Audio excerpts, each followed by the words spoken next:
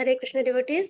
எல்லாருக்கும் வணக்கங்கள். நம்ம இன்னைக்கு பகவத்கீதையில 18 டேஸ் கோர்ஸ்ல லெவல் 1ல இருக்கும். 4வது சாப்டர் இன்னைக்கு பார்க்க போறோம். 4வது அத்தியாயம் அது நம்ம இன்னைக்கு பார்க்க போறோம். நேத்துக்கு வந்து கர்மயோகம் அப்படின்றத நம்ம பார்த்தோம்.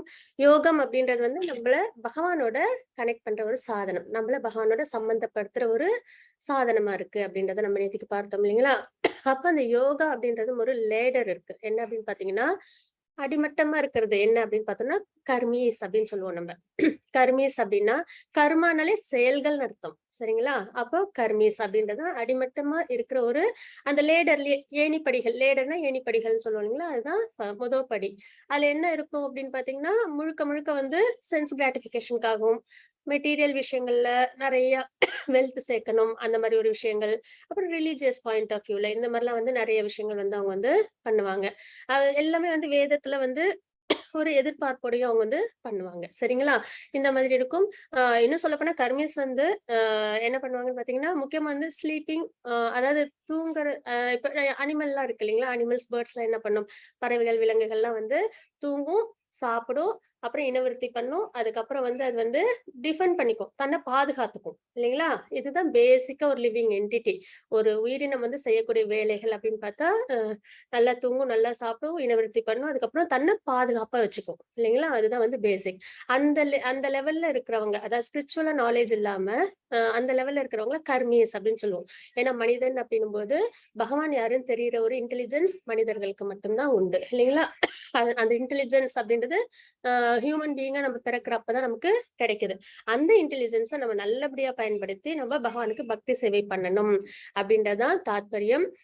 அது எந்த அளவுல வரும் அப்படின்னு பாத்தீங்கன்னா, ஹையஸ்ட் பொசிஷன் எப்படி இருக்குன்னு பாத்தீங்கன்னா, நான் எதுக்காக பகவானுக்கு பக்தி சேவை பண்ணணும்னு கேட்கிற அந்த கேள்வி போய், நான் பகவானுக்கு பக்தி சேவை செய்யறதா சிறந்த ஒரு விஷயம் அப்படின்ற அளவுக்கு நம்மள மாத்தும் இல்லைங்களா? அதுதான். அப்போ அந்த அளவுக்கு நம்ம கிட்ட நிறைய அந்த முக்குணங்களோட ஆஹ் சுவடு இருக்கிற வரைக்கும் நம்ம வந்து நிறைய கேள்விகள் கேட்டுட்டே இருப்போம். நான் ஏன் பண்ணணும், நான் எதுக்காக பக்தி பண்ணணும், இதெல்லாம் நம்ம கேட்டுக்கிட்டே இருப்போம். ஆனா நிறைய நம்ம வேதங்களை ஃபாலோ பண்ணும்போது, ஆச்சாரியர்கள் அவங்களோட இது ஸ்கிரிப்சர்ஸ் எல்லாம் நம்ம நிறைய படிக்கும்போது, நிறைய பகவத்கீதை, பாகவதம் இதெல்லாம் திரும்ப திரும்ப திரும்ப திரும்ப கேட்டுக்கிட்டே இருக்கணும். அப்படி கேட்கும்போது என்ன ஆகும்னு பாத்தீங்கன்னா, அப்போ நம்மளுக்கு அந்த நாலேஜ் வந்துடும். நான் வந்து இந்த உடல் அல்ல, ஆத்மா. இந்த உடல் வந்து அழியக்கூடியது, இந்த உடலுக்கு சம்பந்தமான விஷயம் எல்லாமே அழியக்கூடியது அப்படின்றது தெரிஞ்சதுக்கு அப்புறம், ஆத்மாவுக்கு நித்தியமானது, ஆத்மாவுக்கு என்ன தேவையோ அதை வந்து நம்ம வந்து செயல்பட ஆரம்பிப்போம். ஆத்மாவுக்கு பகவானுக்கு சேவை செய்யறதுதான் சிறந்த ஒரு விஷயமா நம்ம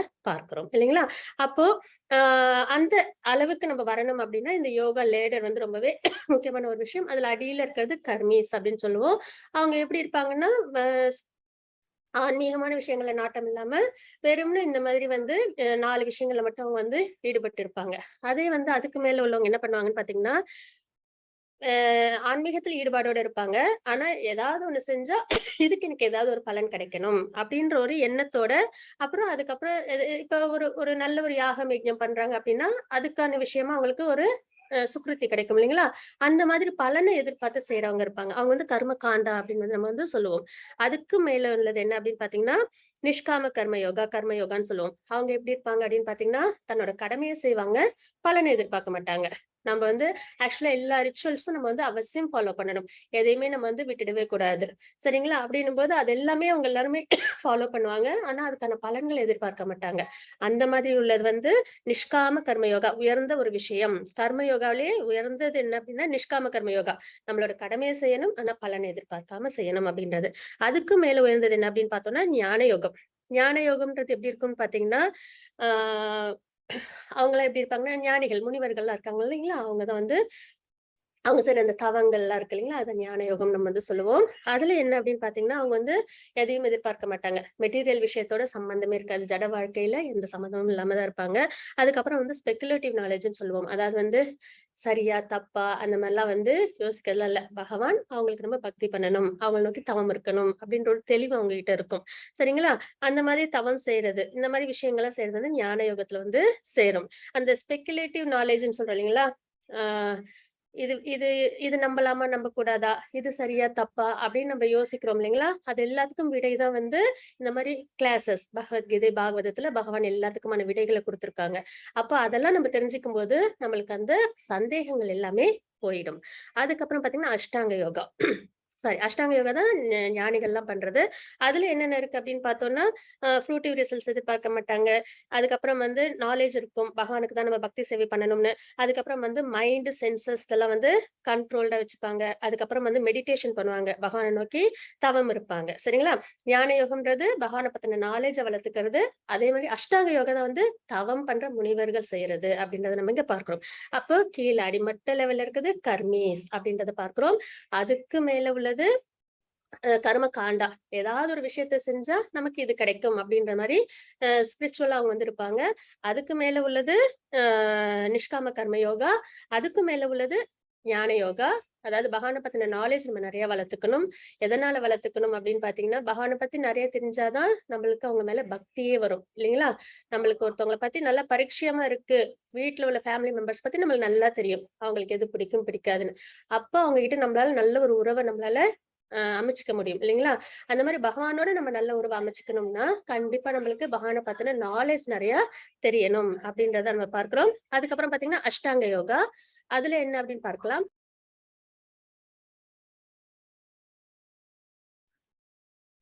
அதுல பார்த்தீங்கன்னா, அஷ்டாங்க யோகால என்ன அப்படின்னு பார்த்தோம்னா, ஆ தவம். முனிவர்கள் தவம் செய்றாங்க இல்லைங்களா? அந்த நிலை தான் அஷ்டாங்க யோகான்றது.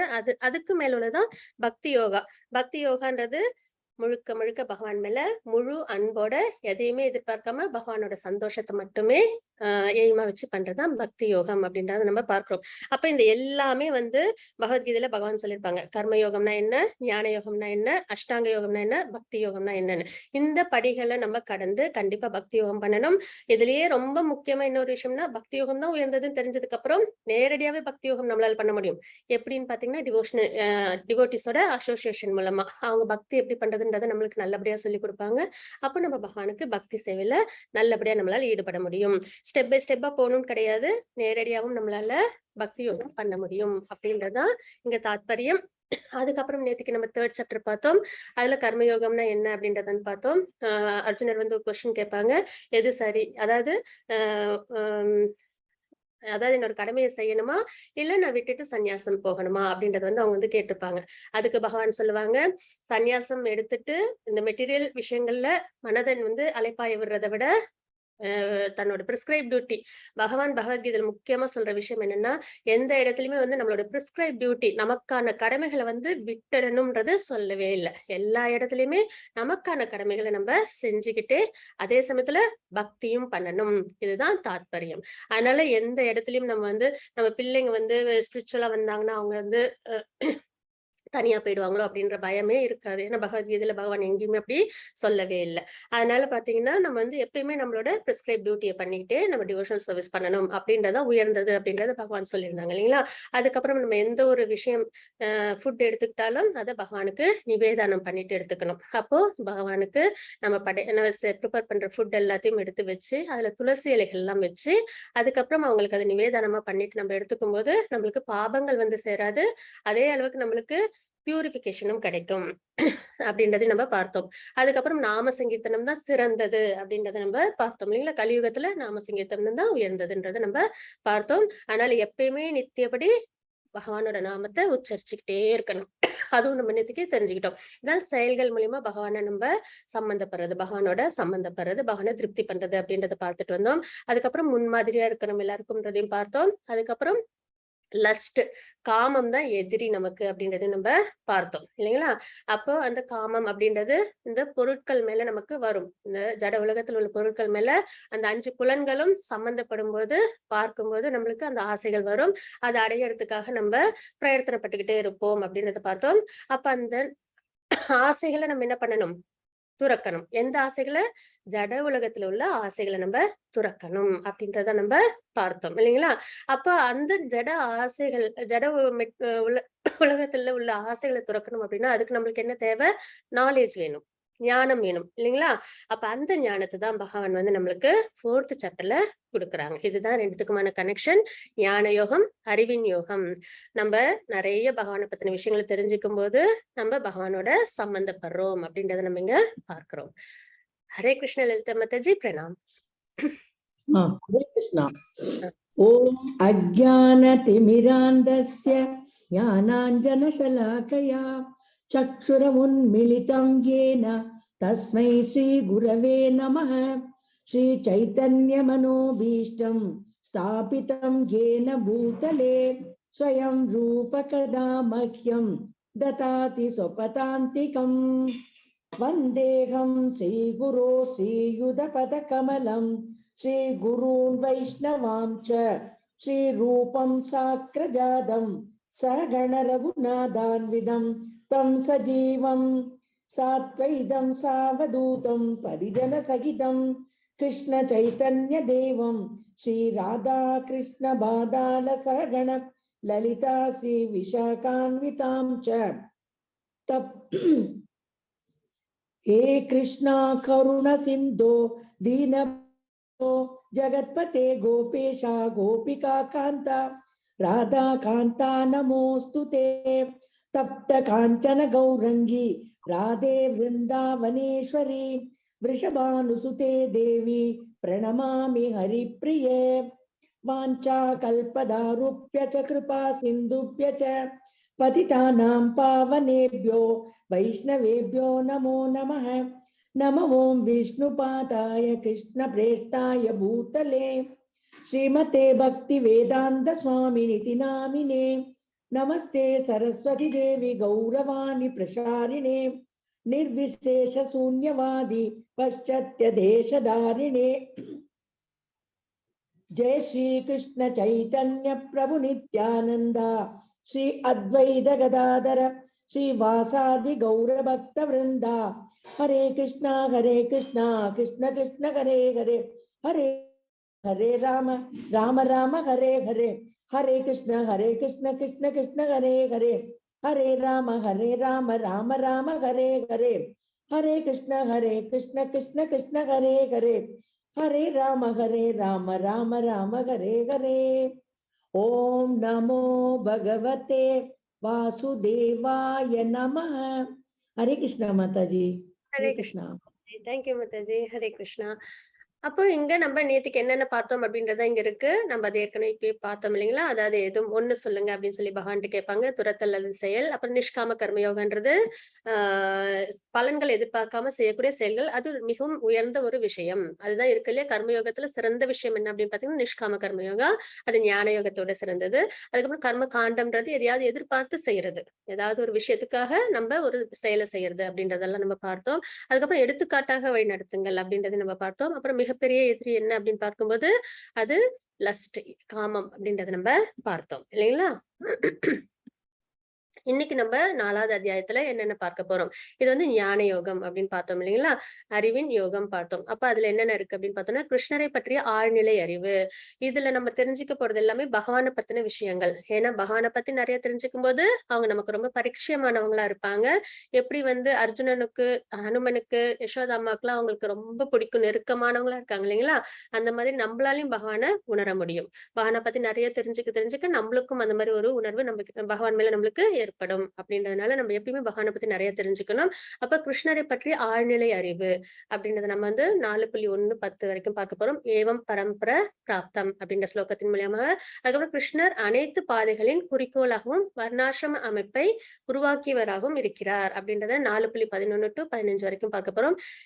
யதாமா பிரபாதியந்தே அப்படின்ற ஸ்லோகத்தின் மூலியமாக. அதுக்கப்புறம் கர்மயோகானா என்ன அப்படின்றத 4.16-24 வரைக்கும் கர்மனோ ஹி அபி போத்தவ்யம் அப்படின்ற ஸ்லோகத்தின் மூலியமாக. அதுக்கப்புறம் தியாகங்கள் ஆழ்நிலை அறிவுக்கு வழிவகுக்கும் அப்படின்றத 4.25-33 வரைக்கும் பார்ப்போம். ஞான யஜ்ஞ பரந்தப அப்படின்ற ஸ்லோகத்தின் மூலியமாக. அப்புறம் ஆழ்நிலை அறிவின் சுருக்கம் என்ன அப்படின்றத 4.34-42 வரைக்கும் தத் வித் பிரணிபாத்தேன அப்படின்ற ஸ்லோகம் மூலியமா நம்ம தெரிஞ்சுக்க போறோம். பகவத்கீதை உண்மையுருவில். எப்பயுமே நம்ம நாலேஜ் கெயின் பண்ணணும் அப்படின்னா அதோட அத்தாரிட்டி வந்து உண்மையானதா இருக்கணும். அதுதான் ரொம்ப முக்கியம். அப்ப இந்த 4 பரம்பரையில நம்ம பகவத்கீதையும் ஸ்பிரிச்சுவல் விஷயங்களும் தெரிஞ்சுக்கும் போது அது நம்மள கண்டிப்பா சரியான வழியில நம்மள வழி நடத்தும் அப்படின்றத நம்ம இங்க பார்க்கிறோம். ஹரே கிருஷ்ண மாதாஜி. 4.1. हरे कृष्णा। ओम श्री परमात्मने नमः।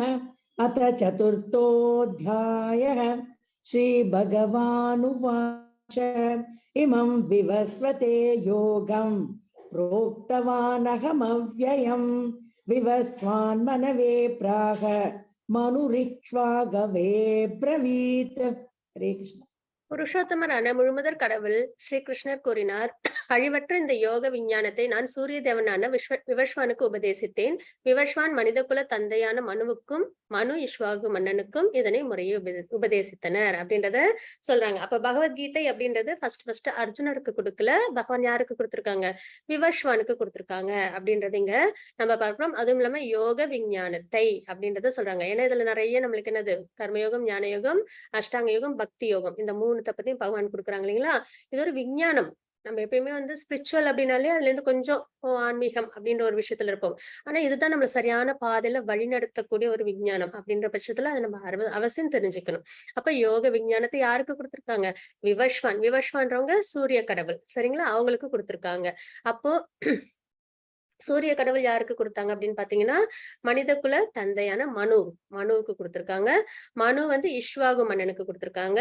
இஷ்வாகு மன்னன்ல இருந்து அப்படியே முறையா அது எல்லாருக்கும் வந்துகிட்டே இருந்தது. இஷ்வாகு யாரோட வம்சம் அப்படின்னு பாத்தீங்கன்னா, சூரிய குல வம்சம். அவங்களோட வம்சத்துல யார் அவதாரம் பண்ணாங்க அப்படின்னு பாத்தீங்கன்னா, ராமச்சந்திரர் அவதாரம் பண்ணாங்க இல்லைங்களா? அப்ப இஷ்வாகு மன்னனுக்கும் இதனை முறையை உபதேசித்தனர் அப்படின்னு அப்படின்றத நம்ம இங்க பார்க்கிறோம். மாதாஜி 4.2. एवं परंपरा प्राप्तम् इमं राजर्ष्यो विदुः सकाले नेहमता योगो नष्ट परन्तप. हरे कृष्ण. உன்னதமான இவ்விஞ்ஞானம் சீடர்களின் சங்கிலி தொடர் மூலமாக பெறப்பட்டு அவ்வாறே புனிதமான மன்னர்களால் உணரப்பட்டது அப்படின்றத நம்ம இங்க பார்க்கிறோம்.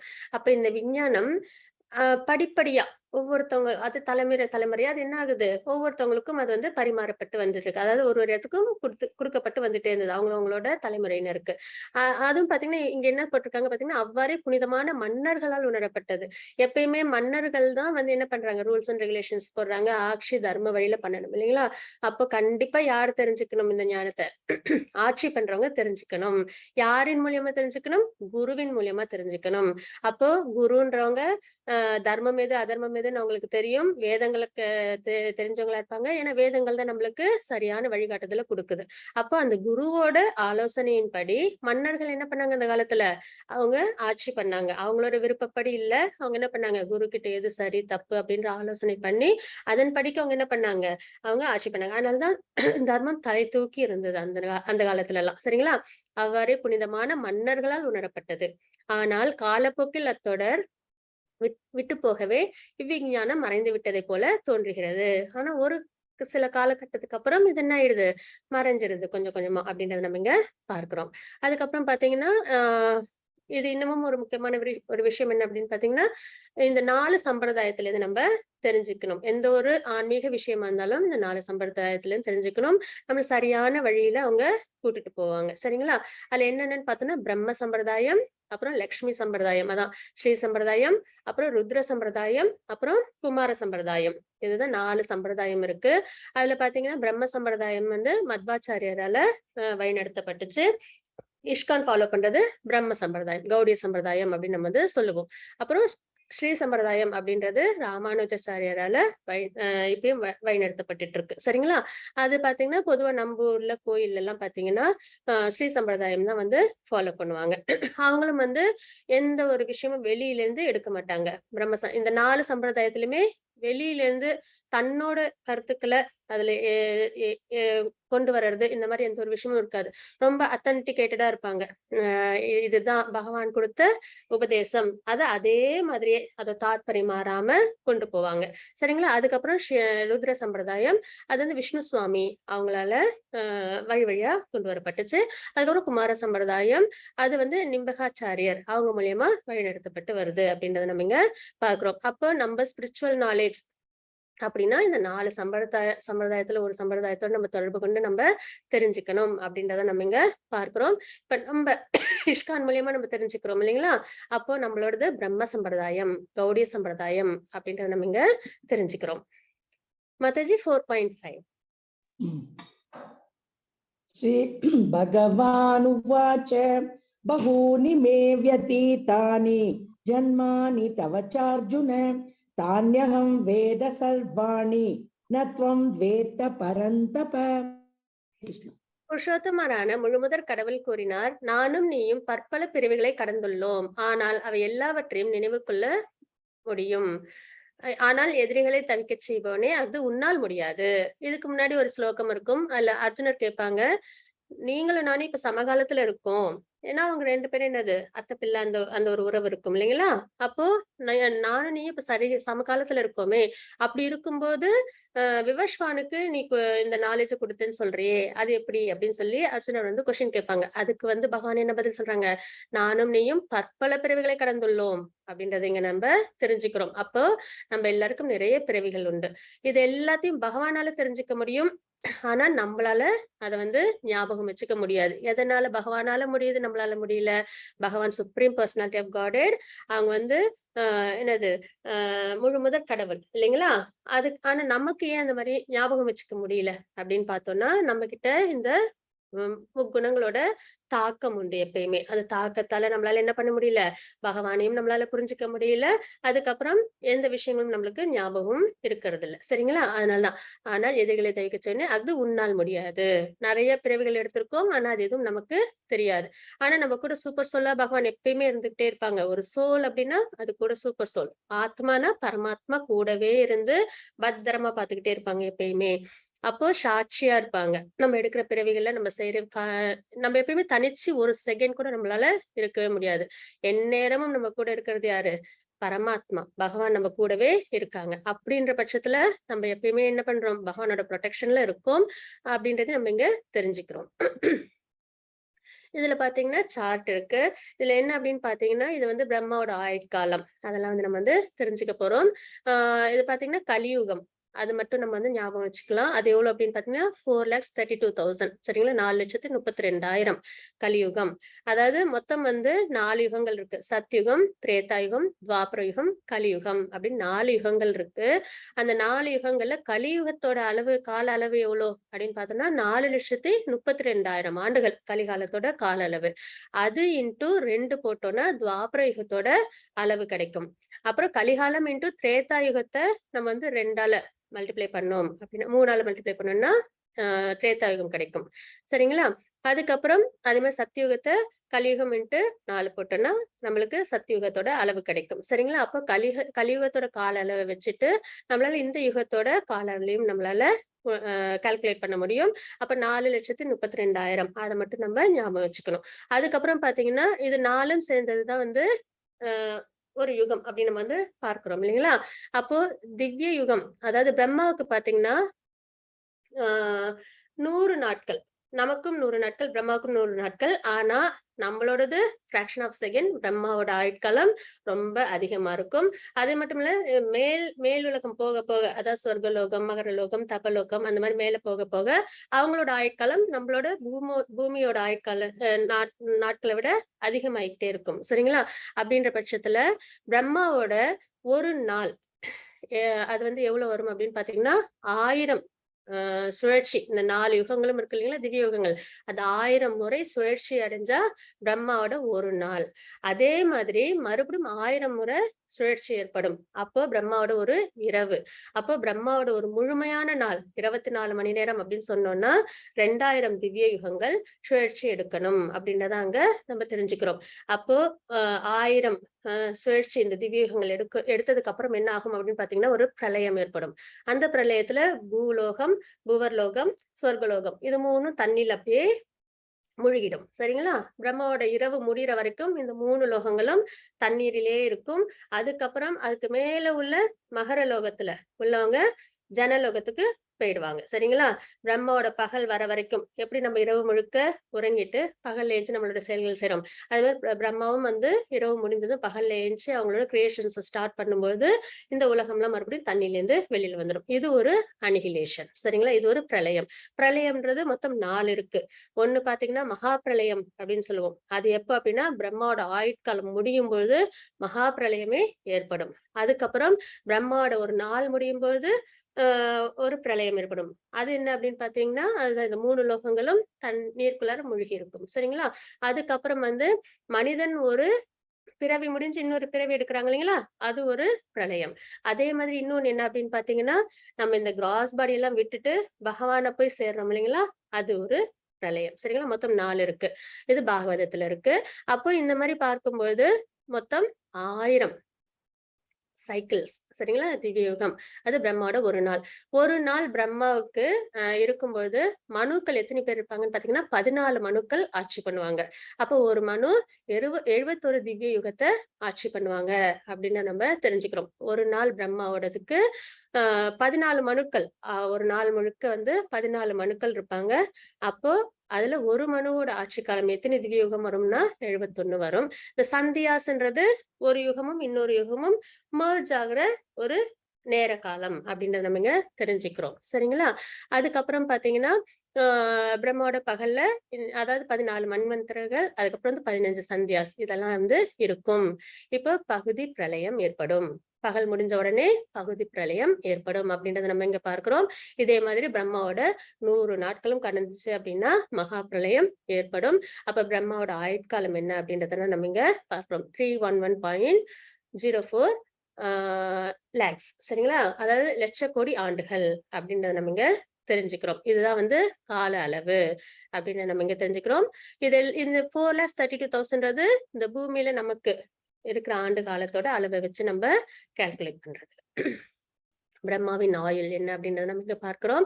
இப்போ பிரம்மா ஆட்சி பண்றாங்க இல்லைங்களா, அவங்களோட ஆயுட்காலம் என்ன அப்படின்னு பாத்தீங்கன்னா, இப்போ உள்ள பிரம்மாவோட ஆட்சி காலம் 50 ஆண்டுகள் முடிஞ்சிருச்சு. சரிங்களா, அப்போ இத்தனை இயர்ஸ், அதாவது 155.52 ட்ரில்லியன் இயர்ஸ் வந்து முடிஞ்சிருச்சு. மொத்தம் பிரம்மாவோட ஆயுட்காலம் எத்தனை பார்த்தோம், 311.4 லட்சம் கோடி ஆண்டுகள் அப்படின்னு பார்த்தோம் இல்லைங்களா, அதுல 50 ஆண்டுகள் பிரம்மா வந்து கடந்துட்டாங்க அப்படின்றத நம்ம இங்க பார்க்கிறோம். அப்புறம் எத்தனை மனுக்கள் ஆட்சி முடிஞ்சிருச்சு அப்படின்னு பாத்தீங்கன்னா 6 மனுக்களோட ஆட்சி முடிஞ்சிருச்சு. அதுல இப்ப நம்ம இருக்கிறது கலியுகத்துல இருக்கோம் இல்லைங்களா. அப்ப அதே மாதிரி 4 யுகங்களோட சுழற்சி எத்தனைன்னா 27 முறை சுழற்சிகள் முடிஞ்சிருச்சு அப்படின்றதையும் பார்க்கிறோம். அப்புறம் கலியுகத்துல நம்ம இப்போ அதாவது 4,32,000 உண்டு இல்லைங்களா கலிகாலத்துல. நம்ம இப்போ எத்தனாவது வருஷத்துல இருக்கோம் பாத்தீங்கன்னா 5,117 ஆண்டுகள் முடிஞ்சிருக்கு அப்படின்றத நம்ம கால்குலேட் பண்றோம். அதே மாதிரி மனுவோட இப்போ பைவஸ்வத மனு அப்படின்றவங்க தான் ஆட்சி பண்றாங்க. அவங்களோட ஆயுட்காலம் என்ன அப்படின்னு பாத்தீங்கன்னா 4 யுகங்களில் 27 சுழற்சி முடிஞ்சிருச்சு. சத்தியுகம், திரேதாயுகம், துவாபர யுகமும் முடிஞ்சிருக்கு. கலியுகத்துல நம்ம 5,117 ஆண்டுகள் கடந்துட்டோம் அப்படின்றத நம்ம இங்க தெரிஞ்சுக்கிறோம். அதனால மனுவோட வாழ்க்கை எவ்வளவு முடிஞ்சிருக்கு, 120 சம்திங் மில்லியன் இயர்ஸ் அவ்வளவு வந்து முடிஞ்சிருக்கு அப்படின்றத பார்க்கிறோம். அப்போ மனுவுக்கு, அதாவது விவஸ்வானுக்கு கொடுத்தாங்க. விவஸ்வான் யாருக்கு கொடுத்தாங்க, மனுன்றவங்க யாரு, மனித குல தந்தை அப்படின்னு சொல்லுவோம் நம்ம. சரிங்களா, அவங்க கிட்ட இருந்தா ஹியூமன் பீயிங்ஸ் வந்து நம்ம எல்லாம் வந்தோம் அப்படின்றதான் தாத்பரியம். அப்ப மனு பிறப்பதற்கு முன்பே, இந்த மனு பிறப்பதற்கு முன்பே என்ன பண்ணிருக்காங்க, பகவான் வந்து சூரிய கடவுளுக்கு பகவத்கீதையை உபதேசம் பண்ணிருக்காங்க அப்படின்றத நம்ம தெரிஞ்சுக்கிறோம். அப்ப பகவத்கீதையோட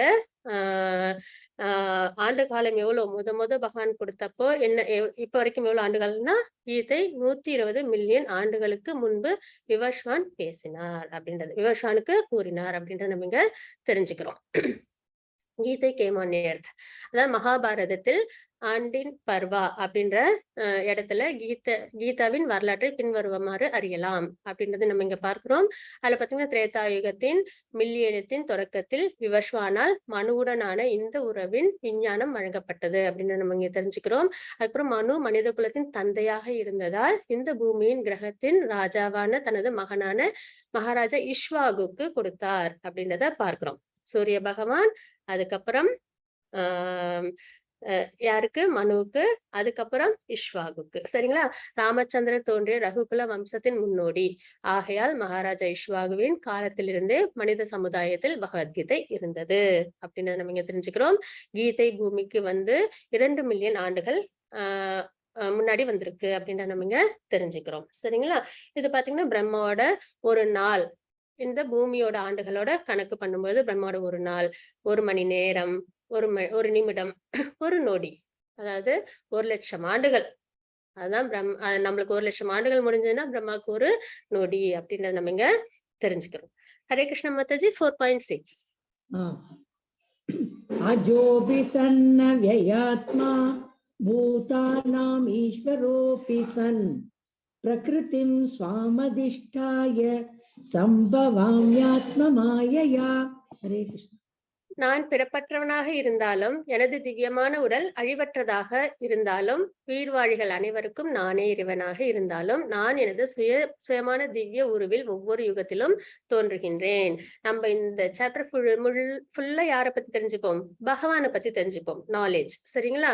அப்ப பகவான் என்ன சொல்றாங்க? பிறப்பற்றவன் அப்படின்றதுங்க சொல்றாங்க. அன்பான் அப்படின்னு நம்ம தெரிஞ்சுக்கிறோம். அப்புறம் திவ்யமான உடல் நம்மளோடது என்னது? அழியக்கூடிய உடல் இல்லைங்களா? இந்த கிராஸ் பாடி ஜட உடல் அழியக்கூடியது. ஆனா பகவானோடது எப்படி? அழியாத திவ்யமான உடல் அப்படின்னு நம்ம தெரிஞ்சுக்கிறோம். அப்புறம் உயிர்வாழிகள் அனைவருக்கும் நானே இறைவனாக இருந்தாலும் நம்ம எல்லாரும் யார்கிட்ட இருந்து இருக்கோம்? பகவானோட திருமேனியிலிருந்து வந்திருக்கோம். சரிங்களா? நான் எனது சுயமான திவ்ய உருவில் ஒவ்வொரு யுகத்திலும் தோன்றுகின்றேன். எப்பயுமே பாத்தீங்கன்னா பகவான் அவதாரம் எடுப்பாங்க. லீலைகள் எதற்காக லீலைகள் பண்றாங்க அப்படின்னு பாத்தீங்கன்னா நமக்கு வழிகாட்டுறதுக்காக. எப்பயுமே நமக்கு வழிகாட்டுறதுக்காக பகவான் எப்பயுமே லீலைகள் புரிவாங்க. அதாவது அவதாரங்கள் எடுப்பாங்க. அதுவும் ஒரு நண்பனா எப்படி இருக்கணும்? ஒரு ராஜாவா எப்படி இருக்கணும்? ஒரு தந்தையா எப்படி இருக்கணும்? ஒரு சகோதரனா எப்படி இருக்கணும்? எல்லாத்துக்குமே நம்மளுக்கு என்னது? வழிகாட்டுறதுக்காக அவங்க என்ன பண்றாங்க? நிறைய அவதாரங்கள் எடுக்கிறாங்க இல்லைங்களா? அப்போ அந்த மாதிரி ஒவ்வொரு தடவையும் அவதாரம் எடுக்கும்போது அவங்க எப்படி எடுக்கிறாங்க? அவங்களோட திவ்யமான உடல அந்த தாத்பரியத்தோட தான். நம்மளோடது மாதிரி இந்த கிராஸ் பாடி எல்லாம் எடுத்துக்கிட்டு பகவான் அவதாரம் எடுக்கிறது இல்ல அப்படின்றத நம்ம இங்க தெரிஞ்சுக்கிறோம். அதனாலதான் பகவானுக்கு அப்பியரன்ஸ் டிஸ்அப்பியரன்ஸ் தான். பர்த் டெத்ன்றது நமக்கு. ஏன்னா இந்த உடல் அழியக்கூடியது. அதனால பிறப்பு இறப்புன்றது நமக்கு. பகவானுக்கு அந்த மாதிரி பிறப்பு இறப்புன்றது கிடையவே கிடையாது. அப்போ அவங்களுக்கு என்னது? திவ்யமான உடல் அவங்களோடது அப்படின்றத நம்ம இங்க தெரிஞ்சுக்கிறோம். மாதாஜி 4.7 यदा यदा हि धर्मस्य ग्लानिर्भवति भारत अभ्युत्थानमधर्मस्य तदात्मानं सृजाम्यहम्. हरे कृष्ण. எப்பொழுதெல்லாம் எங்கெல்லாம் தர்மம் சீர்குலைந்து அதர்மம் ஆதிக்கம் செலுத்துகின்றதோ பரதகுல தோன்றலே அப்பொழுதெல்லாம் நான் தோன்றுகின்றேன். எப்ப பகவான் அவதாரம் எடுக்கிறாங்க அப்படின்னு பாத்தீங்கன்னா அதர்மம் தோன்றும் போது பகவான் அவதாரம் எடுப்பாங்க. ஏன்னா அதர்மம்ன்றது என்னது? நல்ல ஒரு விஷயம் இல்லை இல்லைங்களா?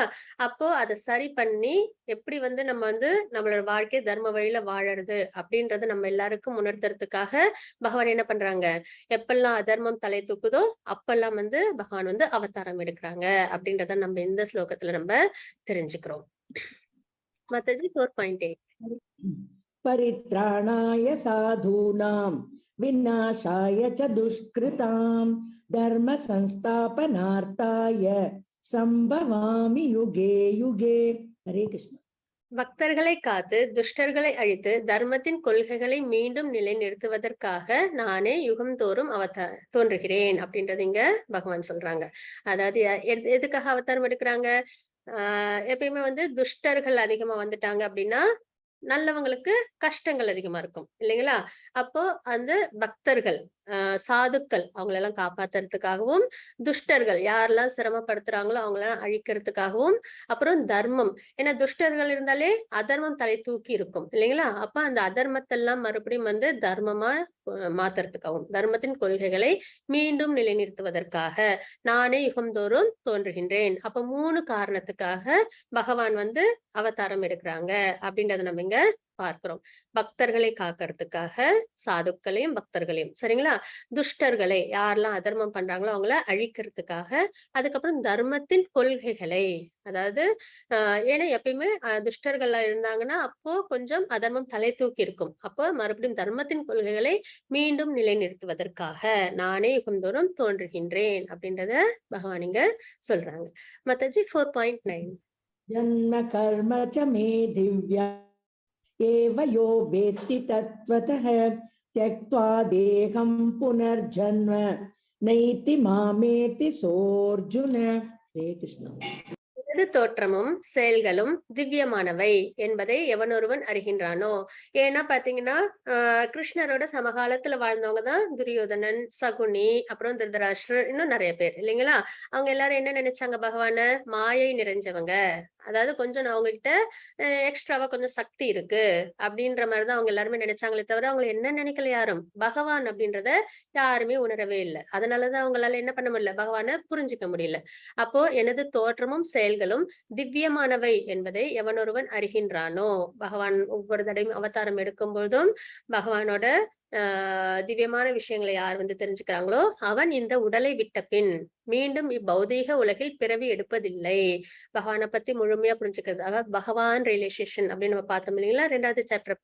அப்போ பகவானை பத்தி முழுமையா தெரிஞ்சுக்கிறவங்க என்ன, அதாவது திவ்யமானவங்க அப்படின்றதையும் பிறப்பில்லாதவங்க அப்படின்றதையும், அதுக்கப்புறம் எப்பயுமே என்னது ரினௌன்ஸ்டா இருப்பாங்க. இந்த மாதிரி நிறைய விஷயங்கள் நம்ம நிறைய பார்ப்போம் பகவத்கீதையில. ஏன்னா பகவானை பத்தி தெரிஞ்சுக்கும் பொழுதுதான் நம்மளுக்கு பகவான் மேல பக்தி வந்து சுலபமா ஏற்படும். அவனை பத்தி தெரிஞ்சுக்காம பக்தி ஏற்படுறது சிரமம். அப்போ அவன் இந்த உடலை விட்ட பின் மீண்டும் இப்பௌதீக உலகில் பிறவி எடுப்பதில்லை. அர்ஜுனா, அவன் எனது நித்திய உலகை அடைகின்றான். அந்த மாதிரி யாரு பகவானை புரிஞ்சுக்கிறாங்களோ அவங்க என்ன பண்றாங்க, நித்திய உலகம் அவங்க அடையிறாங்க அப்படின்றத நம்ம இங்க தெரிஞ்சுக்கிறோம். கிருஷ்ணருக்கும் நமக்கும் நம் அனைவருக்கும் உள்ள வித்தியாசம் என்ன அப்படின்னு பார்த்தோம்னா, இப்ப பாத்தீங்கன்னா ஆத்மாவுக்கும் பரமாத்மாவுக்கும் உள்ள வித்தியாசம் என்ன அப்படின்னு பார்க்க போறோம். அப்போ கிருஷ்ணரின் வடிவம் ஆன்மீகம், நம் அனைவரின் வடிவம் தற்காலிகம். அதாவது நித்தியமானது. பகவானோட வடிவம் எப்படி இருக்கும், நித்தியமானது. நம்மளோடது என்னது, தற்காலிகமானது. எப்படி தற்காலிகமானது அப்படின்னு பார்த்தோம்னா, இந்த 3 லேயர்ஸ் இருக்கு இல்லைங்களா, இதுதான். அதாவது சோல், அது சச்சித்தானந்தம். நித்தியமானது நாலேஜ், ஃபுல்லா அறிவுடையது. சரிங்களா? என்ன நாலேஜ், அதுக்கு டிவோஷனல் சர்வீஸ் பகவானுக்கு பண்ணணும். நான் உடல் அல்ல ஆத்மா அப்படின்றது முழுமையா தெரிஞ்சிருக்கும். அதுக்கப்புறம் ஆனந்தம், பரமானந்த நிலையில இருக்கும். அதுதான் சோலோட அடையாளம். சரிங்களா? அதை சுத்தி என்ன இருக்கும் அப்படின்னு பாத்தீங்கன்னா ஷட்டில் பாடின்னு சொல்லுவோம். அதுல என்ன இருக்கும் அப்படின்னு பாத்தீங்கன்னா மைண்ட், இன்டெலிஜென்ஸ், ஃபால்ஸ் ஈகோ. நம்ம செய்யற ஒரு கர்மமும், நம்ம ஆசைப்படுற ஒரு விஷயமும் எங்க போய் செட்டில் ஆகும் அப்படின்னு பாத்தீங்கன்னா நம்மளோட குணங்கள், நம்மளோட ஆசைகள், நம்ம செய்யற கர்மங்கள், இது 3 எங்க போய் ரெக்கார்ட் ஆகும் அப்படின்னு பாத்தீங்கன்னா இந்த ஷட்டில் பாடியில தான் ரெக்கார்ட் ஆகும். சரிங்களா? False ego. என்ன ஃபால்ஸ் ஈகோ? அதாவது இந்த உடம்பு நான் தான் எல்லாத்துக்கும் காரணம் அப்படின்னு நினைக்கிறோம் இல்லைங்களா, அது. அதுக்கப்புறம் பாத்தீங்கன்னா மனம் வந்து என்ன பண்ணும், நிறைய ஆசை எல்லாம் படும் இல்லைங்களா. அதுக்கப்புறம் இன்டெலிஜென்ஸ், இந்த 3ம் சேர்ந்தது இதுதான் ஷட்டில் பாடி அப்படின்றத நம்ம இங்க சொல்றோம். அதுக்கப்புறம் கிராஸ் பாடின்றது இந்த பஞ்சபூதங்கள்னால ஆன உடல். சரிங்களா? இந்த பஞ்சபூதங்கள்னால ஆன உடல்ன்றது நம்மளுக்கு சாதனம், நம்ம ஆசைகளை நிறைவேற்றிக்கிறதுக்காக கொடுத்த சாதனம். அதை நம்ம பக்தி சேவைக்காக நம்ம பயன்படுத்தணும்னா நம்ம இன்டெலிஜென்ஸ் வந்து சரியான முறையில இருக்கு அப்படின்னு அர்த்தம். அதே நம்ம இந்த ஜட உலகத்துக்கான விஷயத்துக்காக அதை நம்ம பயன்படுத்தணும் அப்படின்னா நம்ம சரியான புரிதல் இல்லாம இருக்கோம் அப்படின்றது அர்த்தம். அப்ப இந்த கிராஸ் பாடின்றது ஒரு பிறப்பு இறப்பு அப்பயும் அது என்ன ஆயிடும், நம்மளை விட்டு போயிடும். சரிங்களா? ஆனா இந்த ஷட்டில் பாடி, ஸ்தூல சரீரம் அப்படின்னு சொல்லுவோம், இது வந்து எப்பயுமே நம்ம கூட இருந்துகிட்டே தான் இருக்கும். இது நம்மளை விட்டு போகாது. நம்மன்றது இந்த இடத்துல என்னன்னா சோல். நம்ம சோல் கூட இந்த ஷட்டில் பாடி இருந்துகிட்டே இருக்கும். சரிங்களா? ஸ்தூல சரீரம் இது எப்போ நம்மளை விட்டு போகும் அப்படின்னு பாத்தீங்கன்னா பக்தியில நம்ம முழுமையா வர வரைக்கும் இது நம்ம கூடவே தான் இருக்கும். நம்மளோட ஆசைகள் பகவான் மேல நிலைநிறுத்தணும். நம்ம கிட்ட இந்த முக்குணங்களோட தாக்கம் இருக்கக்கூடாது. சுத்த சத்துவ குணத்துக்கு நம்ம வரணும். அதுக்கப்புறம் பாத்தீங்கன்னா நம்மளோட கர்மம் எல்லாம் அக்கர்மாவா இருக்கணும், பகவானுக்காக செய்யற செயல்களா இருக்கணும். அந்த மாதிரி மாற்றம் நம்ம கிட்ட வரும் பொழுது இந்த ஸ்தூல சரீரம் நம்மளை விட்டு போயிடும். அதுக்கப்புறம் இந்த சோல், ஆத்மா என்ன பண்ணும், பகவானை அடைய முடியும் அப்படின்றதுதான் தாத்பரியம். அப்ப இந்த 3 விஷயமும் இருக்கு. யாருகிட்ட இருக்கு, நம்ம கிட்ட இருக்கு. ஆனா பகவானுக்கு ஒரே ஒரு விஷயம் தான், என்னன்னா சச்சிதானந்த விக்கிரக அப்படின்றதுதான் பகவானுக்கு. சரிங்களா? அவங்க வந்து தெய்வீகமான திவ்யமான உடல் அவங்களோடது அப்படின்றத நம்ம இங்க பார்க்கிறோம். நாம் கட்டுப்படுத்தப்படுகின்றோம் மாயையால். கிருஷ்ணர் மாயையை கட்டுப்படுத்துபவர் அப்படின்றதும் நிறைய இருக்கு. ஆத்மாவுக்கும் பரமாத்மாவுக்கும் உள்ள விஷயம்னு பாத்தீங்கன்னா நிறைய வித்தியாசங்கள் உண்டு. நம்ம வந்து இந்த முக்குணங்களோட தாக்கத்துல இருப்போம், பகவான் இந்த முக்குணங்களையும் கட்டுப்படுத்துறவங்களா இருப்பாங்க. அதனால சுப்ரீம் கண்ட்ரோலர் நம்ம சொல்லுவோம். அதுக்கப்புறம் பகவான் தான் சுப்ரீம் என்ஜாயர். ஏன்னா எல்லாமே அவங்க கிட்டே இருந்து வந்தது. என்னோட பொருள் இப்ப நான் ஒரு பொருள் வச்சிருக்கேன்னா அதுல நான் ஆதிக்கம் செலுத்துவேன் இல்லைங்களா? அப்போ பகவான் கிட்டே இருந்து வந்தோம் நம்ம எல்லாருமே. அப்போ பகவானுக்கு முழு அதிகாரம் உண்டு. அப்போ சுப்ரீம் என்ஜாயர் அப்படின்றத நம்ம நாங்க பார்க்கிறோம். இந்த மாதிரி நிறைய விஷயங்கள் சுப்ரீம் ப்ரொப்ரைட்டர் அந்த மாதிரி நிறைய விஷயங்கள் நம்ம வந்து பார்க்க முடியும். அதெல்லாம் இன்னும் நிறைய லெவல்கள் நீங்க ஜாயின் பண்ணும்போது அவசியம் தெரிஞ்சுக்கலாம். ஹரே கிருஷ்ண மாதாஜி 4.10 वीतरागभयक्रोधा मन्मया मामुपासिताः बहवो ज्ञानतपसा पूता मद्भावमागताः. हरे कृष्ण. ஹரே கிருஷ்ண மாதாஜி. பற்றுதல், பயம், கோபம் இவற்றிலிருந்து விடுபட்டு முழுதும் என்னில் லயித்து என்னை சரணமடைந்த பற்பல நபர்கள் என்னை பற்றிய அறிவால் இதற்கு முன் தூய்மை அடைந்துள்ளனர். நம்ம தூய்மை அடையணும் அப்படின்னா என்ன பண்ணணும்? நம்ம கிட்ட தூய்மை நம்ம ஃபர்ஸ்ட் கலங்கப்பட்டிருக்கோம்னா இந்த முக்குணங்கள்னால நம்ம கலங்கப்பட்டிருக்கோம். சரிங்களா? அப்ப அது நம்ம கிட்ட இருந்து போகணும். ஏன்னா குணத்தில இருந்துதான் செயல்கள் வருது இல்லைங்களா? குணம் நல்ல குணத்துல இருக்கும்போது நல்ல செயல்கள் பண்ணுவோம். அதே வந்து ரஜோகுணம் தமோகுணத்துல இருக்கும்போது நம்ம கொஞ்சம் அதர்மம் பண்ண ஆரம்பிச்சிருவோம் இல்லைங்களா? அப்ப அதனால நம்மளுக்கு என்ன ஆயிடுது? தூய்மை இல்லாம நம்ம இருக்கிறோம். அப்ப தூய்மை அடையணும்னா நம்ம என்ன பண்ணணும்? பற்றுதல். எதுல? இந்த ஜட உலகத்துல உள்ள பற்றுதல். அதுக்கப்புறம் பயம். ஏன்னா நம்ம இந்த ஜட உலகத்துலதான் இது கிடைக்குமோ அது கிடைக்குமோன்ற பயம் வந்து நம்மளுக்கு இருக்கும். ஆன்மீக உலகத்துல பயம்ன்றதே இருக்காது. ஏன்னா பகவான் எப்பயுமே நம்ம கூட தான் இருக்காங்க இல்லைங்களா? அதனால நம்மளுக்கு பயம் அப்படின்ற ஒரு விஷயமே நம்மளுக்கு இருக்காது. எப்பயுமே பகவானோட அரவணைப்புலதான் நம்ம இருக்கிறோம். ஆத்மா எப்பயுமே பரமாத்மா கூடவே தான் இருக்கு. அதனால பயம்ன்றது ஆத்மாவுக்கு கிடையாது. இந்த ஜட உலகத்துக்கான விஷயங்கள்ல தான் நம்மளுக்கு பயம்ன்றது உண்டு. கோபம் அதுவும். கோபம்ன்றது எதனால வருது அப்படின்னு பார்த்தா எதிர்பார்ப்பு இருக்கும்போது கோபம் வரும். நம்மளோட ஆசைகள் நிறைவேறாம நம்ம ஒரு ஆசையை வச்சு அதனால நம்மளுக்கு எதிர்பார்ப்புல ஏன்னா இது நம்ம செகண்ட் சாப்டர்லயும் பார்த்தோம் இல்லைங்களா? பொருட்களோட அதாவது ஜட பொருட்களோட சம்பந்தப்படும் போது சென்சஸ் நம்மளுக்கு ஆசை ஏற்படும், அதனால கோபம் ஏற்படும் பார்த்தோம். அப்ப எதிர்பார்ப்புன்னு ஒண்ணு இருக்கும்பொழுதுதான் நம்மளுக்கு கோபம் வரும் இல்லைங்களா? அப்போ எதிர்பார்ப்பு இல்லாம ஏன்னா பகவான் என்ன சொல்றாங்க கர்மயோகத்துல எதையுமே எதிர்பார்க்காம உன்னோட கடமையை செய் அப்படின்றாங்க இல்லைங்களா? அப்ப நம்ம எதையுமே எதிர்பார்க்காம நம்மளோட கடமை என்ன அதை செஞ்சோம் அப்படின்னாலே நம்மளுக்கு கோபமும் வராது அப்படின்றத நம்ம இங்க தெரிஞ்சுக்கிறோம். அப்ப பற்றுதல், பயம், கோபம் இவற்றிலிருந்து விடுபட்டு முழுதும் எண்ணில் லயித்து என்னை சரணமடைந்த பற்பல நபர்கள் பகவான் மேலேயே நித்தியமா வந்து நம்ம வந்து லயிச்சிருக்கணும். எப்படி லயிச்சிருக்க முடியும் நம்மளால பகவான் மேல அப்படின்னு பாத்தீங்கன்னா நித்தியமா நம்மளுக்கான பிரிஸ்கிரைப் டியூட்டி என்ன கலியுகத்துக்கு நாம சங்கீர்த்தனம். அதை நம்ம எந்நேரமும் சொல்லிக்கிட்டே இருக்கும்போது நம்மளால என்ன பண்ண முடியும்? பகவான் மேல எப்பயுமே நம்மளால மனதை வந்து நிலைநிறுத்தி வச்சுக்க முடியும். அது ஒரு சாதனம். அதுவும் ஈஸியான சாதனம் நமக்கு கொடுத்திருக்கிறது இல்லைங்களா? கலிகாலத்தோட வரப்பிரசாதம்ன்றது அதுதான். அப்போ முழுதும் என்னில் லயித்து என்னை சரணமடையணும்ன்றது நம்மளோட சொல்லால, நம்மளோட செயலால, நம்மளோட பேச்சால. சரிங்களா? நம்ம பேசுறது பகவானுக்காக, நம்மளோட செயல் வந்து பகவானுக்காக, நம்மளோட மனத்தால. சரிங்களா? இப்படி நம்மளோட மனம் வந்து பகவானுக்காக. அப்படின்னும் போது நம்மளால என்ன பண்ண முடியும்? கண்டிப்பா நம்ம சரணமடைய முடியும். அப்ப என்னை சரணமடைந்து பற்பல நபர்கள் என்னை பற்றிய அறிவால் இதற்கு முன் தூய்மை அடைந்துள்ளனர். இந்த மாதிரி இருக்கும்போது ரஜோகுணமும் தமோகுணமும் நம்மள தாக்கவே முடியாது. சரிங்களா? இந்த மாதிரி இருக்கும்போது ரஜோகுணம் தமோகுணம் நம்மள நெருங்காது. இவ்வாறாக அவர்கள் எல்லோரும் என் மீது திவ்யமான அன்புடையவர் ஆகின்றனர். தாத்பரியம் புரிஞ்சிருது. பகவான் எவ்வளவு காருண்யமானவங்கன்னு நம்மளுக்கு தெரிஞ்சிடும். பார்ஷியாலிட்டி இருக்காது. எனக்கு இவங்க நல்ல சாமி என்ன கும்பிடுறாங்களோ அவங்களுக்கு மட்டும் நான் மழை கொடுக்குறேன், அவங்களுக்கு மட்டும் உணவு கொடுக்குறேன் அப்படின்னு என்னைக்குமே நினைச்சது இல்லை. ஒரு உயிர் அப்படின்னாலே அதுக்கு தேவையான எல்லா விஷயத்தையும் பகவான் கொடுத்துடுறாங்க இல்லைங்களா? அது மாதிரி யாரு மேலயும் துவேஷம் இருக்கவே இருக்காது. ஏன்னா அவங்களுக்கு எல்லாருமே என்னது அவங்களோட குழந்தைங்க. இப்ப நம்ம கிட்டே 2 குழந்தைங்க இருக்குன்னா ஒண்ணு சரியா சொல் பேச்சு கேட்கலன்னா கூட அதுக்கிட்ட நம்ம என்ன பண்ண மாட்டோம்? கண்டிப்போமே தவிர துவேஷம் பாராட்ட மாட்டோம் இல்லைங்களா? அதை ஒதுக்கி வைக்க மாட்டோம். அப்போ பகவான் நம்ம எல்லாருமே எப்படி வச்சிருக்காங்க? ரொம்பவே சரிசமமா ஆசையா வச்சிருக்காங்க இல்லைங்களா? அப்போ திவ்யமான அந்த விஷயங்களை நம்ம தெரிஞ்சுக்கும் போது நம்மளால என்ன பண்ண முடியும்? பகவான் மேல நல்லபடியா பக்தி செய்ய முடியும். இவ்வாறாக அவர்கள் எல்லோரும் என் மீது திவ்யமான அன்புடையவர்கள் ஆகின்றனர். அப்ப பகவானை பத்தி நிறைய தெரிஞ்சுக்கணும். நிறைய கிளாஸஸ், நிறைய விஷயங்கள் படிக்கணும்.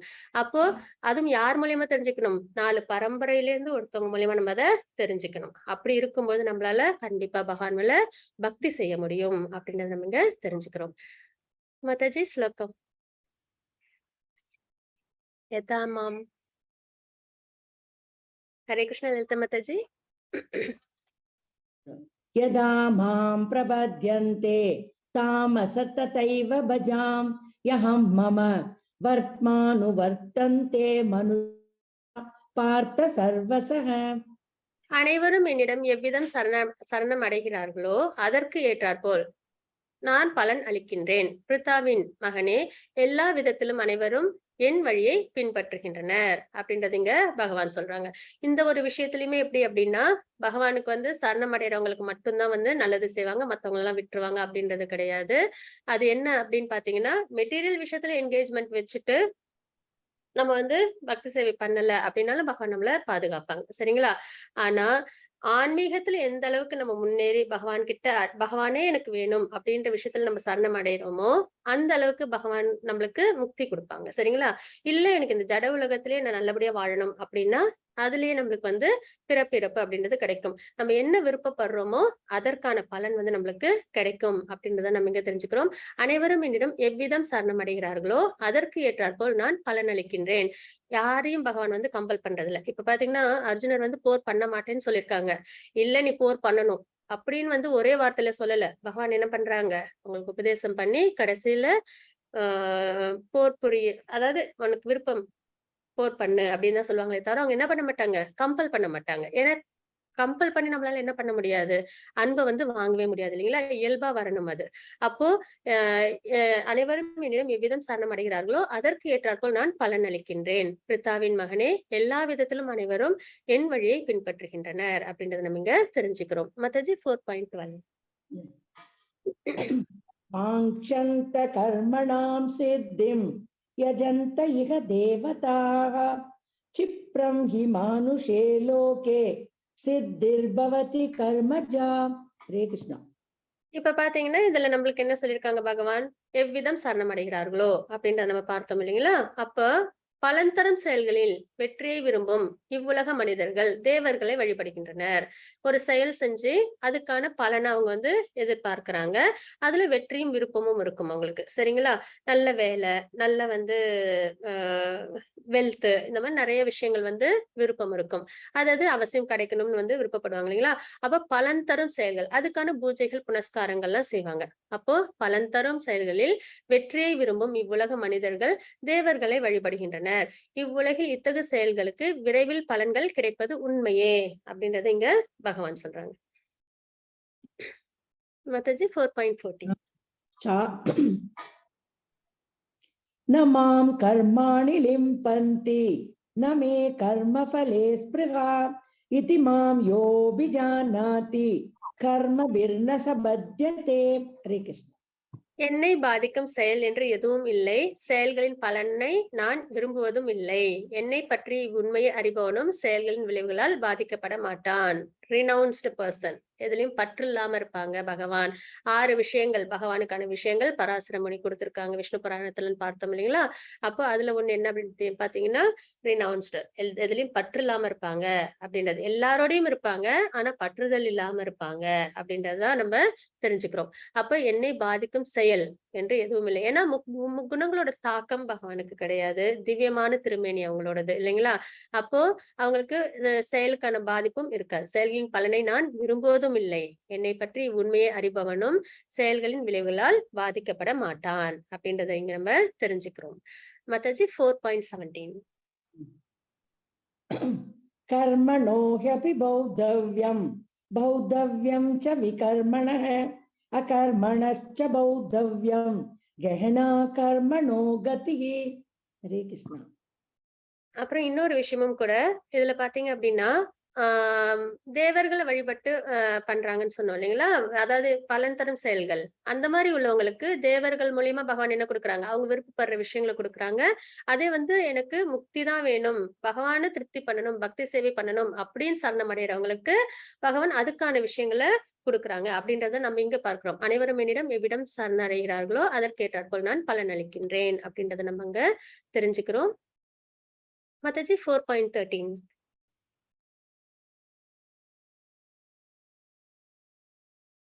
சாதுர்யம் மயா சிருஷ்டம் குணகர்ம விபாகசஹ தஸ்ய கர்த்தாரமபி மாம் வித்ய கர்த்தாரமவ்யம்.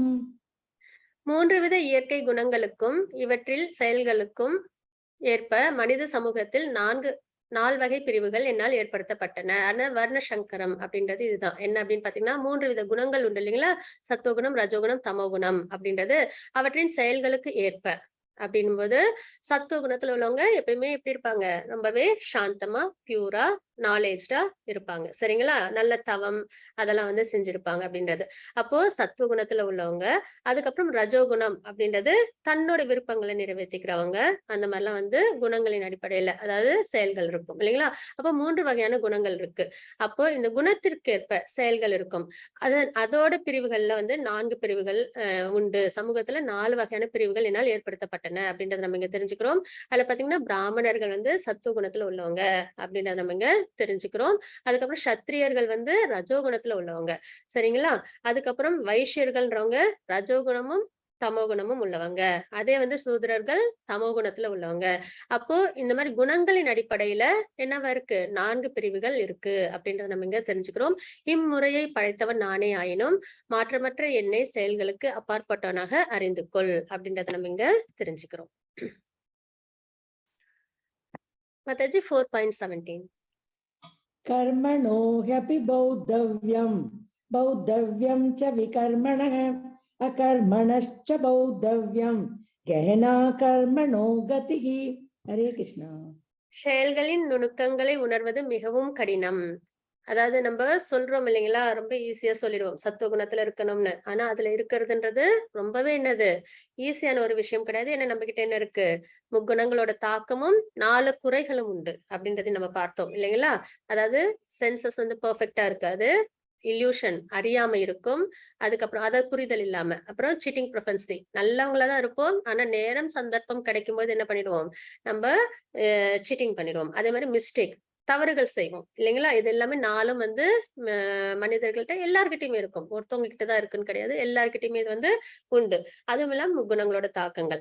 அப்ப இது எல்லாம் வச்சுக்கிட்டு நம்மளால வந்து சத்துவகுணத்துல இருக்கணும் அப்படின்றது ரொம்பவே கடினமான ஒரு விஷயம் இல்லைங்களா? அப்ப செயலின் நுணுக்கங்களை உணர்வது மிகவும் கடினம். அதுக்கப்புறம் எனவே கர்மா என்பது என்ன? அதுக்கப்புறம் விகர்மா தடை செய்யப்பட்ட செயல்கள் என்பது என்ன? அகர்மா செயலின்மை என்பது என்ன? என்பதை தெளிவாக அறிந்து கொள்ள வேண்டும். அப்போ நம்ம கர்ம யோகத்துல நம்ம பார்க்கிறது என்னது? கர்மயோகம். ஃபர்ஸ்ட் 6 சாப்டர்ஸும் கர்மயோகத்துல வருது அப்படின்றத நம்ம பார்க்கிறோம். அப்ப அந்த கர்மயோகத்துல நம்ம தெரிஞ்சுக்க வேண்டிய நாலேஜ் என்ன? நமக்கு தேவையான அறிவு என்ன? அப்படின்றத இங்க யோகா ஆஃப் நாலேஜ்ல நம்ம தெரிஞ்சுக்கிறோம். அப்ப கர்மனா என்ன அப்படின்னு பாத்தீங்கன்னா செயல். சரிங்களா? நம்ம செய்யற செயல் எதிர்பார்த்து செய்யற செயல்கள் அப்படின்னு சொல்லலாம். அதுக்கப்புறம் விகர்மா அப்படின்னா என்னன்னா வேதத்துல இது தப்பு அதர்மம் அப்படின்னு சொன்ன ஒரு விஷயத்த நம்ம செய்யறோம் இல்லைங்களா? அது வந்து விகர்மா அப்படின்றத நம்ம இங்க தெரிஞ்சுக்கிறோம். அகர்மான்றது செயலின்மை. செயலின்மைன்னா எந்த இடத்துல செயலின்மைன்னு பார்த்தோம்னா இந்த ஜட உலகத்துல செயலின்மை. ஆனா பகவானுக்கு செய்யற டிவோஷனல் சர்வீஸ்ல அதுதான் தூய்மையானது. அப்ப அகர்மான்றது பகவானுக்காக செய்யக்கூடிய செயல்கள். ஆனா இந்த பௌதீக வாழ்க்கையில அதுக்கு ஒரு செயலும் கிடையாது. அதே விக்கர்மன்றது தடைப்பட்ட செயல். எதுல தடைப்பட்ட செயல்? வேதத்துல இத செய்யக்கூடாது அப்படின்னு போட்டிருக்கிற தடை செய்யப்பட்ட செயல். அதுக்கப்புறம் கர்மான்றது ஒரு செயலை செஞ்சுட்டு அதுக்கான எதிர்பார்ப்போட இருக்கிறது. இது எல்லாத்தையும் நல்லபடியா தெரிஞ்சுக்கிட்டாதான் நம்மளால என்ன பண்ண முடியும்? நல்லபடியா நம்மளோட கர்மங்களை நம்மளால செய்ய முடியும் அப்படின்றத நம்ம இங்க பார்க்கிறோம். விக்கர்மவாதி, கர்மவாதி, ஞானி எப்படி இருப்பாங்க அப்படின்றத நம்ம இங்க தெரிஞ்சுக்கலாம். வேதங்களை பின்பற்ற மாட்டார்கள். விகர்மா அப்படின்றது என்னன்னா வேதத்துல தடை செய்யப்பட்ட செயல்களை செய்யறவங்க. சரிங்களா? அப்ப வேதங்களை பின்பற்ற மாட்டார்கள். கீழான உயிரினங்களாக மறுபிறப்பு எடுக்கும் ஆபத்து ஆன்மீகவாதிகளால் ஒற்றுக்கொள்ளப்பட மாட்டாது அப்படின்றத நம்ம இங்க பார்க்கிறோம். எடுத்த பிறவி நோக்கத்தில் தோல்வி. ஏன்னா மனித பிறவி அப்படின்றது ரொம்ப வந்து என்னது அதிர்ஷ்டமான ஒரு விஷயம். சரிங்களா? 84 லேக் ஸ்பீஷீஸ்ல மனித பிறவின்றது 4 லட்சம் தான். மத்ததெல்லாம் மத்த உயிரினங்கள்லாம் நம்ம பிறவி எடுத்திருப்போம். அப்ப அந்த 4 லட்சம் அப்படின்ற பட்சத்துல அதுல கிடைக்கிறது அது இருக்கல கம்மியானது இதுதான் மனித பிறவி. அப்போ அதுல நம்ம ஒருத்தவங்களா இருக்கோம் அப்படின்றது ரொம்ப கிடைத்தற்கரிய ஒரு விஷயம் இல்லைங்களா? அப்ப பிறவி நோக்கம் என்னவா இருக்கணும்? பகவானை நம்ம பக்தி சேவை பண்ணி பகவானை அடையணும். அதுதான் பிறவியோட நோக்கம். அப்போ விக்ரமவாதி எப்படி இருப்பாங்க? வேதங்களே தெரியாது. அப்படியே தெரிஞ்சாலும் அத பின்பற்ற மாட்டாங்க. தர்ம வழியில நடக்க மாட்டாங்க. அப்ப அவங்க தவறுகள் நிறைய செய்வாங்க. அதனால அதர்மம் செய்வாங்க. அதனால அவங்களுக்கு என்ன ஆயிடும்? மறுபிறப்பு, அதுவும் என்னது கீழான உயிரினங்களாக மறுபடியும் பிறப்பாங்க. மனிதனா பிறந்து நிறைய அதர்மம் பண்ணா மறுபடியும் அவங்க என்ன பண்ணுவாங்க, நரகத்துல போய் அவங்க செஞ்ச தவறுகளுக்கான தண்டனைகள் அனுபவிச்சுட்டு மறுபடியும் இங்க வந்து என்ன பண்ணுவாங்க, கீழான உயிரினங்களா மறுபடியும் பிறவி எடுத்து அதுல நிறைய பிறவிகள் எடுத்து மறுபடியும் மனித பிறவியை அவங்க அடைவாங்க. அப்புறம் ஆன்மீகவாதிகளால் ஒற்றுக்கொள்ளப்பட மாட்டாது. வேதத்தை ஃபாலோ பண்ணலன்னா ஆன்மீகவாதிகள் ஏத்துக்க மாட்டாங்க. அதுக்கப்புறம் எடுத்த பிறப்பே நோக்கம் தோல்வி அப்படின்னு நம்ம இங்க தெரிஞ்சுக்கிறோம். அதே வந்து கர்மவாதி எப்படி இருப்பாங்க அப்படின்னு பாத்தீங்கன்னா, பக்தி உள்ளவர்கள். நிறைய சாமியெல்லாம் கும்பிடுவாங்க. வேதங்களை பின்பற்றுபவர்கள். வேதங்களையும் அவங்க வந்து ஃபாலோ பண்ணுவாங்க. சொர்க்கம் அப்புறம் மற்றும் உபதேவதைகளின் உலகத்தை அடைவார்கள். ஆனா அவங்க என்ன செய்வாங்கன்னா, ஒரு விஷயம் செஞ்சு எனக்கு இது கிடைக்கணும். ஃப்ரூட்டி ரிசல்ட்ஸ் எதிர்பார்த்து அவங்க என்ன பண்ணுவாங்க, அவங்களோட விஷயங்கள்லாம் செய்வாங்க இல்லைங்களா? அப்போ அவங்களுக்கு என்ன கிடைக்கும்? புண்ணிய செயல்கள் செய்வாங்க. வேதத்தை பின்பற்றாங்க அப்படின்னாலே என்னது? புண்ணிய செயல்கள் இல்லைங்களா? ஏன்னா 90% எல்லாமே வந்து இந்த ஸ்லோகங்கள், இந்த யாகங்கள் செஞ்சா இது கிடைக்கும் அப்படின்ற ஒரு பலஸ்ருதியோட உண்டு அப்படின்றத நம்ம பார்த்தோம் இல்லைங்களா? அப்ப அவங்க அந்த மாதிரி நிறைய நல்ல நல்ல காரியங்கள் செய்வாங்க.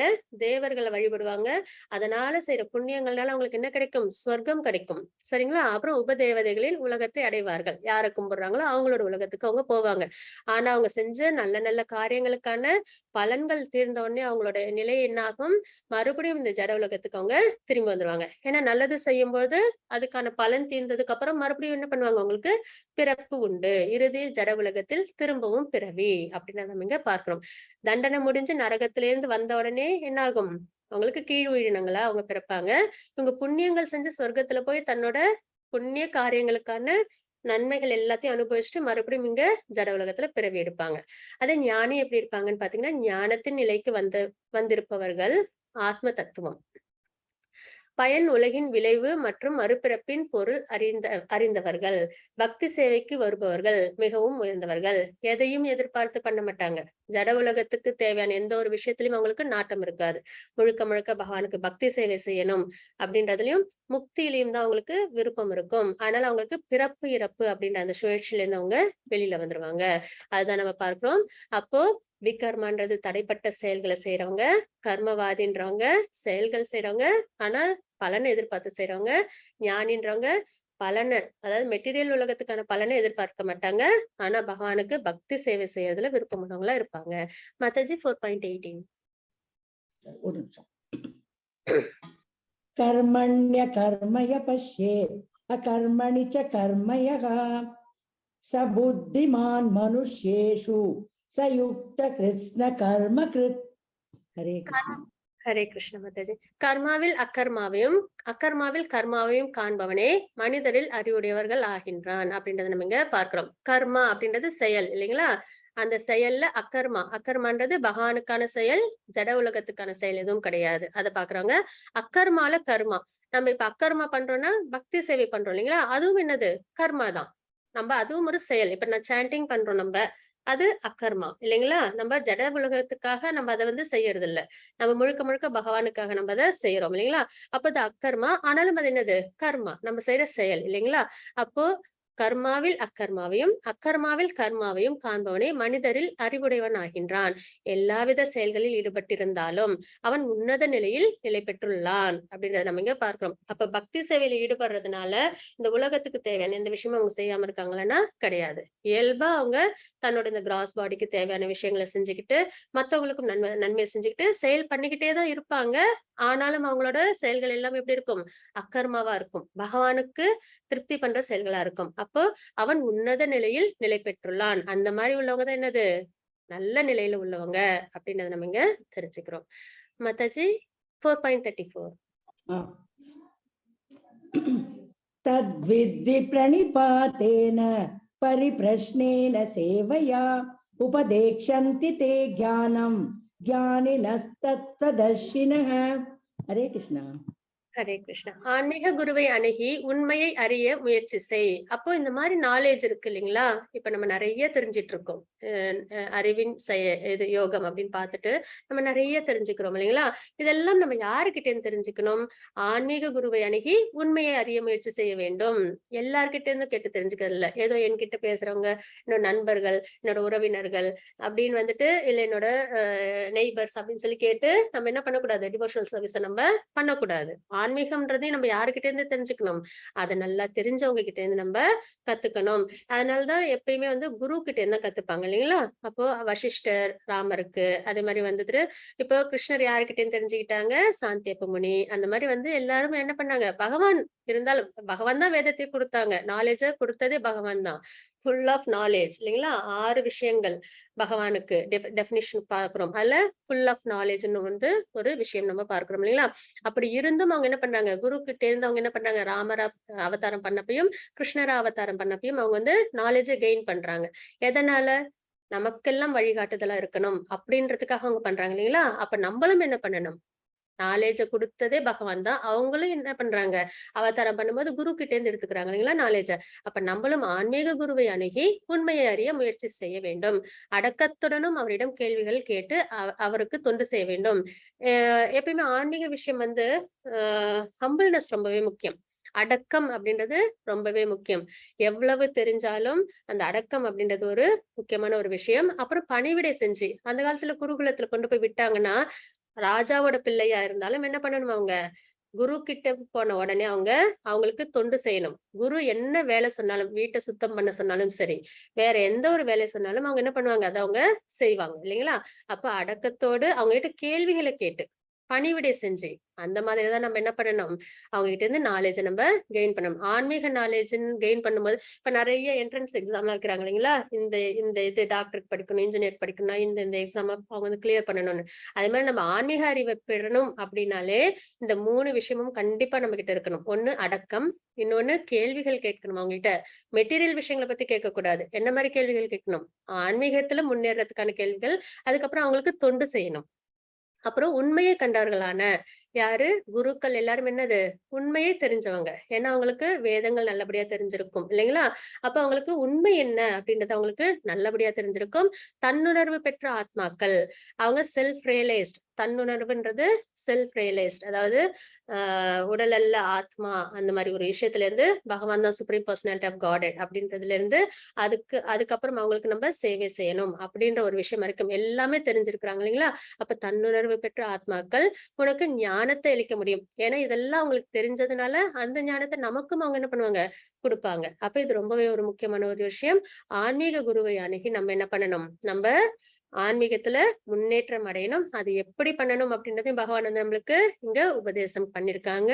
அதுக்கப்புறம் ஆன்மீக குருக்கள் அது எல்லாமே தெரிஞ்சவங்க. அப்ப தெரிஞ்சவங்க கிட்ட இருந்து நம்ம என்ன பண்ண முடியும், நம்ம உண்மையை நல்லபடியா தெரிஞ்சுக்க முடியும் இல்லைங்களா? அறகுறையா தெரிஞ்சவங்க கிட்ட போய் கேட்டோம்னா நமக்கு முழுமையான ஞானம் கிடையாது. அப்போ ஆன்மீக குருவை நம்ம அணுகி நம்ம தெரிஞ்சுக்கணும் அப்படின்றத நம்ம பார்க்கிறோம். இதுதான் நம்ம இன்னைக்கு பார்த்த விஷயங்கள். கிருஷ்ணரை பற்றிய ஆழ்நிலை அறிவு, அது ஏவம். மாதாஜி ஸ்லோகம் அவசியம். ஓம் தத்சதிதி ஸ்ரீமத்பகவத்கீதாசு உபனிஷத்சு பிரம்ம வித்யாயாம் யோகசாஸ்திரே ஸ்ரீகிருஷ்ணார்ஜுன சம்வாதே ஞான கர்ம சந்நியாச யோகோ நாம சதுர்த்தோத்யாயः. சர்வம் கிருஷ்ணார்ப்பணமஸ்து. ஹரே கிருஷ்ணா மாதாஜி. ஹரே கிருஷ்ணா. தேங்க்யூ மாதாஜி, thank you so much. Hare Krishna. இங்க பாத்தீங்கன்னா நம்ம என்னென்ன பார்த்தோம், இந்த 4th சாப்டர்ல பாத்தீங்கன்னா அதாவது அறிவின் ஞானம் அப்படின்றத நம்ம பார்த்தோம் இல்லைங்களா? யோகா ஆஃப் நாலேஜ், கிருஷ்ணரை பற்றிய ஆழ்நிலை அறிவு, ஏவம் பரம்பர பிராத்தம். பகவத்கீதை முத அர்ஜுனருக்கு கொடுத்தது இல்ல, அது விவஸ்வானுக்கு கொடுத்தது. அதுக்கப்புறம் பிரம்மாவோட ஆயுட்காலம், யுகங்களின் சுழற்சி எல்லாமே நம்ம தெரிஞ்சுக்கிட்டோம் இல்லைங்களா? அப்புறம் கிருஷ்ணர் அனைத்து பாதைகளின் குறிக்கோளாகவும் வர்ணாசிரம அமைப்பை உருவாக்கியவராகவும் இருக்கின்றார் அப்படின்றத நம்ம பார்க்கிறோம். யயாதமாம் பிரபாதி யந்தே அப்படின்ற ஸ்லோகத்தின் மூலமா. அதுக்கப்புறம் கர்மயோகா அப்படின்றது என்னன்னு நம்ம பார்த்தோம். கர்மனோகி அபி பூத்தவ்யம் அப்படின்ற ஸ்லோகத்தின் மூலமாக. அப்புறம் தியாகங்கள் ஆழ்நிலை அறிவுக்கு வழிவகுக்கும் அப்படின்றது ஞான யஜ்ஞ பரந்தப அப்படின்ற ஸ்லோகத்தின் மூலமாக. அதுக்கப்புறம் ஆழ்நிலை அறிவின் சுருக்கம் என்னன்னா தத்வித் பிரணிபாத்தேன அப்படின்ற ஸ்லோகத்தின் மூலியமா நம்ம தெரிஞ்சுக்கிட்டோம். ஹரே கிருஷ்ணா. வாஞ்சா கல்பதருபஸ்ய கிருபா சிந்து பயே வச்ச பதிதானம் பாவனேப வைஷ்ணவ நமः. அனந்த கோடி வைஷ்ணவ ஜெய். ஸ்ரீல பிரபுபாத் கி ஜெய். ஹரே கிருஷ்ணா.